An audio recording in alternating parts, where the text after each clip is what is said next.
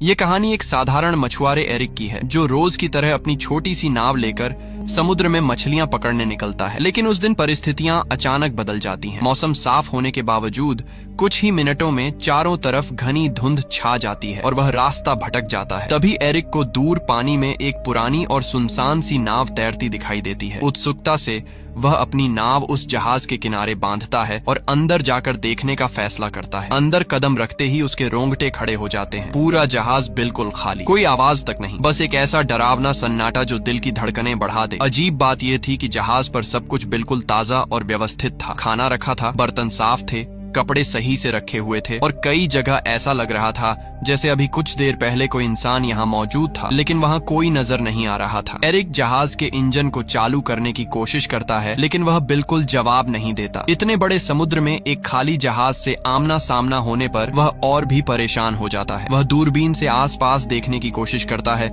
शायद कोई दूसरी नाव या मदद का संकेत मिल जाए, लेकिन धुंध इतनी घनी होती है कि कुछ भी दिखाई नहीं देता। आखिरकार वह कंट्रोल रूम में जाता है और रेडियो से मदद मांगने की कोशिश करता है। वह संदेश देता है कि यह जहाज समुद्र में फंसा है और किसी को उसकी आवाज सुनाई दे तो तुरंत जवाब दे। रेडियो पर मैसेज भेजने के बाद एरिक अपने जहाज की ओर लौटने के लिए डेक पर आता है, लेकिन जैसे ही नीचे देखता है उसका चेहरा सफेद पड़ जाता है। उसकी अपनी छोटी नाव वहाँ होती ही नहीं है, जबकि उसने उसे मजबूती से बांधा था। इतना ही नहीं, कुछ ही क्षण पहले तक फैला घना धुंध भी अचानक गायब हो चुका था और आसमान बिल्कुल साफ हो गया था। समय दोपहर का हो चुका था। उसे समझ नहीं आता कि यह सब कैसे और कब हुआ। अब उसके पास कोई दूसरा रास्ता नहीं था। वह वापस उसी रहस्यमयी जहाज में लौट जाता है और नक्शों के सहारे समझने की कोशिश करता है कि वह आखिर कहाँ पहुँच गया है। उसे जल्द ही एहसास होता है कि इंजन ठीक किए बिना यहाँ से निकलना असंभव है। वह पूरे जहाज में औजार ढूंढता है और घंटों की मेहनत के बाद इंजन को ठीक कर देता है। उसके लिए ये सबसे राहत भरा पल होता है, लेकिन समस्या अभी खत्म नहीं होती। वह फिर से रेडियो पर संपर्क करने की कोशिश करता है, लेकिन एक बार फिर कोई उत्तर नहीं मिलता। थका हुआ एरिक ऊपर की तरफ आता है और उसे अचानक पेशाब जाने की जरूरत महसूस होती है। आसपास कोई नहीं दिखता तो वह सोचता है कि जहाज के किनारे जाकर ही निपट लेता है, लेकिन जैसे ही वह किनारे पर खड़ा होता है अचानक कोई उसे जोर से धक्का दे देता है। वह सीधे समुद्र में गिर जाता है। तेज धार और हवा के दबाव में वह वापस ऊपर आने की कोशिश करता है, लेकिन बहुत मुश्किल से जहाज से लटकती रील को पकड़कर खुद को डूबने से बचा लेता है। हिम्मत करके वह धीरे धीरे खींचते हुए दोबारा जहाज पर चढ़ता है। अभी वह पूरी तरह संभला भी नहीं था कि दोबारा नीचे टॉयलेट जाने उतरता है। तभी अचानक कोई जोर से दरवाजा बंद कर देता है। शुरुआत में उसे लगा कि हवा से ऐसा हुआ होगा, लेकिन जब वह बाहर निकलने की कोशिश करता है तो ताला अंदर से बंद मिलता है। यह देखकर उसकी सांसें अटक जाती हैं। वह ताला खोलने की हर कोशिश करता है, यहाँ तक कि जेब से एक सिक्का निकालकर भी खोलने की कोशिश करता है, लेकिन कुछ काम नहीं आता। अब उसे यकीन हो जाता है कि इस जहाज पर वह अकेला नहीं है। कोई है जो दिखाई नहीं देता, लेकिन हर पल उसके आसपास घूम रहा है। किसी अनजान ताकत का उसे परेशान करने का इरादा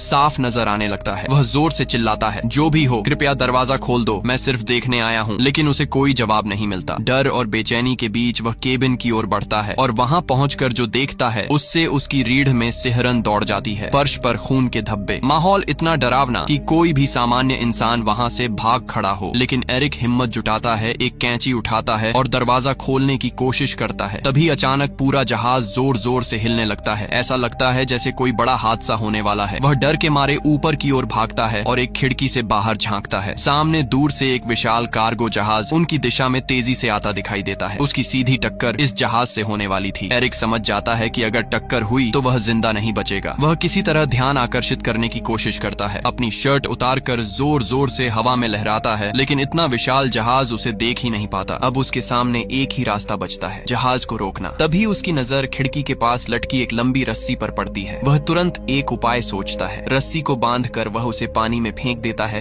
ताकि जहाज की गति रुक जाए, लेकिन उल्टा मुसीबत और बढ़ जाती है। रस्सी इंजन के ब्लेड में फंसकर अंदर की ओर खींच जाती है और उसका फंदा सीधा एरिक के गले में लिपट जाता है। जोर की खींच से उसकी सांसें रुकने लगती हैं। हालांकि आखिरी पल में वह एक औजार से रस्सी काटकर खुद को किसी तरह बचा लेता है। रस्सी से गला जकड़ जाने की घटना के बाद एरिक की गर्दन पूरी तरह लाल पड़ चुकी थी। उसका दम घुट चुका था और वह लगभग मर ही गया था, लेकिन आखिरी क्षण में उसने अपनी बची हुई ताकत जुटाकर खुद को उससे छुड़ा लिया। इंजन में रस्सी फंस जाने से नाव की रफ्तार अचानक धीमी हो गई, पर यह राहत बस कुछ ही पलों की थी, क्योंकि सामने से आते विशाल कार्गो जहाज ने बिल्कुल भी रुकने के संकेत नहीं दिखाए। कुछ ही सेकंड में उस भारी जहाज ने उसकी नाव को जोरदार टक्कर मारी। ये टक्कर इतनी भयानक थी कि पूरा छोटा जहाज हिल उठा और एरिक फर्श पर जा गिरा। उसके सिर में गहरी चोट लगी और तुरंत बेहोशी छा गई। जब कुछ देर बाद उसे होश आया तो उसने खुद को फिर उसी बाथरूम में पाया जहां अब पानी लगभग उसकी गर्दन तक भर चुका था। लेकिन जो बात उसे सबसे ज्यादा भयभीत करती थी वह यह थी कि यह पानी समुद्र का नमकीन पानी नहीं था, बल्कि एकदम मीठा और साफ था, मानो कोई जानबूझकर उसे मानसिक रूप से तोड़ने के लिए हर कदम सोचे समझे तरीके से उठा रहा हो। थक कर टूट चुका एरिक अब विनती करने लगा, जो भी हो कृपया मुझे यहाँ से जाने दो। लेकिन पूरे जहाज में वही खामोशी थी जो हर बार उसे और भी ज्यादा डराती थी। भूख और प्यास से बेहाल होकर उसने शॉवर से बचे हुए पानी को पिया, पर कुछ ही क्षणों में वह भी खत्म हो गया। जब उसने सिंक से पानी पीने की कोशिश की तो पानी का स्वाद बदल चुका था, अब वह खारा था। इसी से उसे अंदाजा हुआ कि कहीं न कहीं जहाज में रिसाव हो चुका है और समुद्र का पानी अंदर आने लगा है। यह समझते ही उसकी घबराहट और भी बढ़ गई, क्योंकि इसका मतलब था कि यह नाव अब ज्यादा देर पानी पर नहीं टिक पाएगी। उसने दरवाजा खोलने की कोशिश की, लेकिन वह बाहर से बंद था। ऐसा लग रहा था कि कोई अदृश्य ताकत उसके हर कदम पर नजर रख रही है और उसे बाहर निकलने से रोक रही है। रात होने तक पानी लगातार बढ़ता गया और वह बहुत थक चुका था। आखिरकार थकावट से उसकी आंख लग गई। रात में समुद्र पर तेज तूफान आया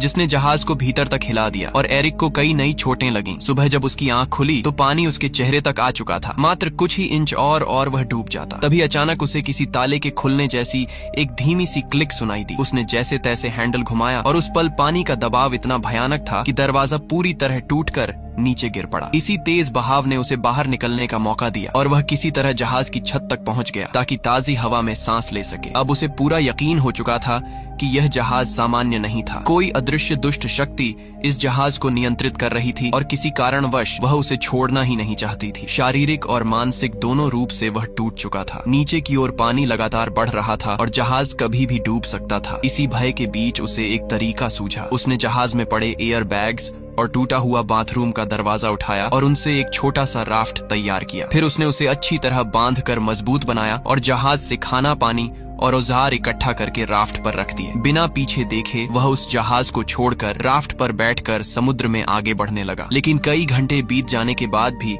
वह उस बड़े जहाज से ज्यादा दूर नहीं जा पाया। सबसे अजीब बात यह थी कि वह जहाज जिसे वह सुबह सुबह डूबता हुआ देख रहा था अब भी उसी हालत में बिना हिले डुले खड़ा था। उसे समझ नहीं आ रहा था कि इतना बड़ा रिसाव और इतना पानी भरने के बावजूद यह डूब क्यों नहीं रहा। तभी उसके दिमाग में एक विचार आया, अगर यह अभी तक नहीं डूबा तो क्यों ना इसे ठीक ही कर लिया जाए। वह वापस जहाज के पास लौटा और सबसे पहले रिसाव को ठीक किया। फिर पाइप और औजारों से एक अस्थायी पंप तैयार किया और धीरे धीरे जहाज में भरा पानी बाहर निकाल दिया। इसके बाद उसने नाव के बाकी हिस्सों की भी मरम्मत की ताकि आगे कोई दिक्कत न हो। काम पूरा करने के बाद वह फिर रेडियो पर गया और मदद मांगने की कोशिश की, लेकिन इस बार भी कोई जवाब नहीं आया। थका हारा वह फिर कंट्रोल रूम में लौटकर नक्शों को देखने लगा। जब उसने इंजन चालू किया तो उसकी उम्मीदें फिर टूट गईं। जहाज एक इंच भी नहीं हिला, मानो समुद्र ने उसे अपनी जगह पर चिपका दिया हो। वह पूरी तरह टूट चुका था कि तभी उसकी नजर दूर एक और जहाज पर पड़ी। यह देखकर उसके अंदर फिर से आशा की एक किरण जाग उठी। उसने तुरंत राफ्ट उठाया और पूरी ताकत से उस जहाज की तरफ बढ़ने लगा, लेकिन अचानक वह जहाज खतरनाक तरीके से उसकी ओर बढ़ने लगा, मानो कोई अदृश्य हाथ उसे एरिक की ओर धकेल रहा हो। एरिक ने रफ्तार बढ़ाई पर बड़ा जहाज और तेज हो गया। टकराने से ठीक पहले एरिक ने आखिरी कोशिश करते हुए राफ्ट से छलांग लगाई और समुद्र में तैरते हुए दूर जाती एक और नाव की ओर तैरने लगा। लेकिन जब तक वह वहां पहुंचा वह नाव पूरी तरह गायब हो चुकी थी। उसे अब पूरा यकीन हो गया था कि इस रहस्यमयी जहाज पर कोई बुरी शक्ति है जो उसे किसी भी हाल में यहाँ से जाने नहीं दे रही। उसने कसम खा ली कि चाहे जान चली जाए वह वापस उस जहाज पर नहीं लौटेगा। लेकिन समुद्र का पानी धीरे धीरे और ठंडा होता जा रहा था। उसका शरीर सुन्न होने लगा था। नीचे डॉल्फिन्स तैर रही थीं, लेकिन वह स्थिति इतनी खराब थी कि ज्यादा देर तक पानी में रहना असंभव था। ठंड से कांपते हुए, पूरी तरह असहाय महसूस करते हुए आखिरकार उसने मजबूरी में उसी जहाज की ओर तैर कर लौटने का फैसला किया जिससे वह बचकर निकलने की कोशिश कर रहा था। वह इतना कमजोर और बीमार हो चुका था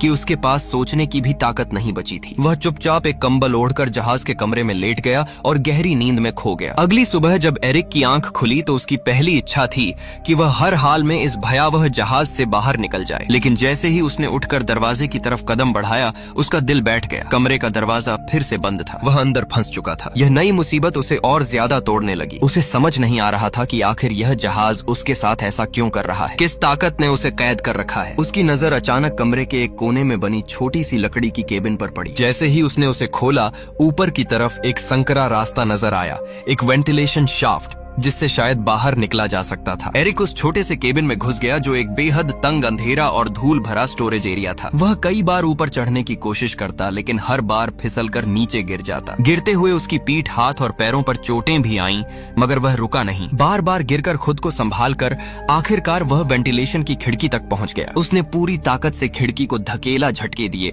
पर वह जरा भी नहीं हिली। ऐसा लग रहा था जैसे किसी ने जानबूझकर उसे बाहर से कसकर बंद कर दिया हो। इसी बीच उसे एहसास हुआ कि इस बंद जगह में हवा भी कम होती जा रही है। सांस लेना मुश्किल होता जा रहा था। वापस नीचे जाने का रास्ता भी दरवाजे के बंद होने की वजह से खत्म हो चुका था। अब उसे लगने लगा कि शायद यही उसकी आखिरी जगह बन जाएगी। उसी समय फिर से वही रहस्यमयी क्लिक की आवाज गूंजी, ठीक वैसी ही आवाज जिसे वह पहले भी कई बार सुन चुका था। और उसी क्लिक के साथ वेंट की खिड़की अचानक खुद ब खुद खुल गई। एरिक ने एक पल भी बर्बाद नहीं किया और तेजी से बाहर निकल गया। बाहर की ठंडी ताजी हवा उसके फेफड़ों में भरते ही वह थोड़ी देर के लिए शांत हो गया। जब उसने ऊपर से नीचे झांक कर देखा तो उसे समझ आया कि यह जहाज खुद ब खुद एक छोटे सुनसान से द्वीप की ओर बढ़ रहा है। उसके मन में हल्की सी उम्मीद जागी, शायद यह उसका मौका था इस अभिशप्त जहाज से छूटने का। जैसे ही जहाज किनारे लगा, एरिक तुरंत नीचे उतरा। जमीन पर कदम रखते ही उसे लगा कि इस पूरे रहस्य के पीछे जरूर इसी द्वीप पर कोई छिपा हुआ है। गुस्से में उसने रास्ते से एक लकड़ी का डंडा उठाया और चारों ओर तलाश शुरू की। लेकिन कुछ ही देर में उसे एहसास हुआ कि यह द्वीप पूरी तरह बंजर है। न कोई झोपड़ी, न कोई आग के निशान,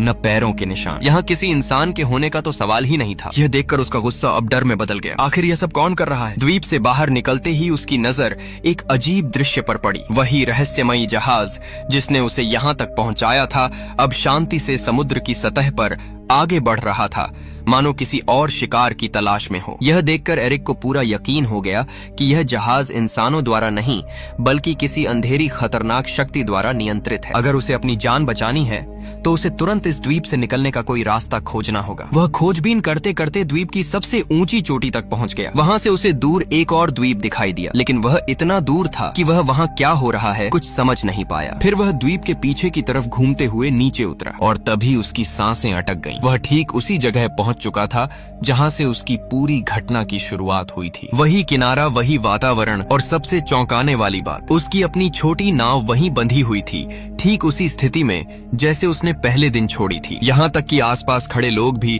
वैसे ही सामान्य तरीके से अपना काम कर रहे थे जैसे कुछ हुआ ही न हो। एरिक अवाक रह गया। उसे यकीन नहीं हुआ कि वह जो कुछ झेल कर आया, डर, जहाज का रहस्य बंद कमरे, आवाजें, मौत के खतरे और यह सुनसान द्वीप, क्या सब सच था या किसी भयानक भ्रम का हिस्सा? लेकिन उसके जख्म, उसकी थकान, उसकी सांसें और उसका अनुभव साफ साबित कर रहे थे कि यह कोई सपना नहीं था। अब सवाल यह था, उसकी नाव वहां दोबारा कैसे पहुंची और इस रहस्यमयी द्वीप का असली सच क्या है?